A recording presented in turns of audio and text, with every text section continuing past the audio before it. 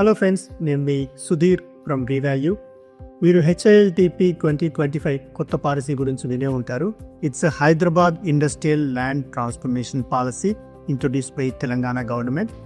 దీనివల్ల ఏం జరుగుతుందనంటే, మనకు హైదరాబాద్లో ఇండస్ట్రియల్ ఏరియాస్ ఏమున్నాయో, జీడిమెట్ల, తర్వాత కాటేదాన్, తర్వాత బొల్లారం, ఇట్లాంటి ఇండస్ట్రియల్ ఏరియాస్లో ఉన్న ల్యాండ్ అన్నిటిని మనకి మల్టీ యూజ్ జోన్కి కన్వర్షన్ చేయడానికి గవర్నమెంట్ అప్రూవల్ ఇస్తుంది.